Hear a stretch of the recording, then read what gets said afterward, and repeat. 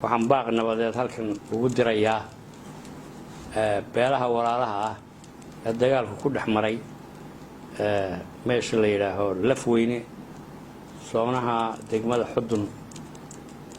ka kooban waxaan ilaahay uga baryeynaa wixii ku dhintay inuu u naxariisto wixii ku dhaawacmayna u boogadhado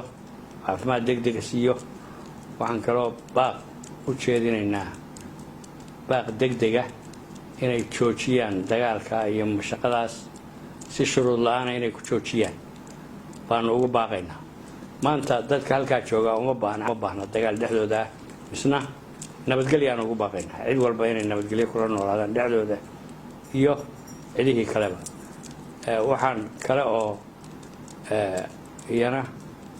aan hambalyo iyo bogaadin jeedinayaa isimada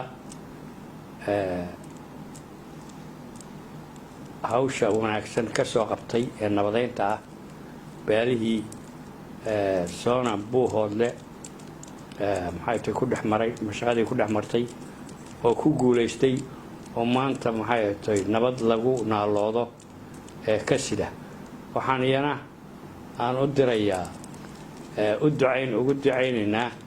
in isimadii oo halka intay soo dhameeyeen ku sii jeeda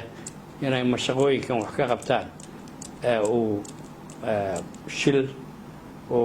ay ku galeen soonahaas oo ka dhaawacmeen garaad cabdisalaan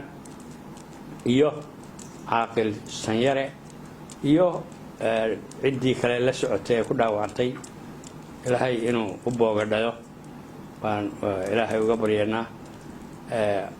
waxaan kale oo rajaynaynaa arrinkaa isaga ahi inay isimado iyo ciddii kale waxgaradiba ay ku guulaystaan oo si degdega khasaarahu iyo dagaalkaasi waxaan ugu baaqaynaa inuu intii hore uu noqdo oo wax ka dambeeya wixii ka dambeeya ay nabad iyo noqoto iyo isimada oo ku guulaysta hawsha ay wadaan aad iyo aad baad u mahadsantihiin السلام عليكم ورحمة الله وبركاته.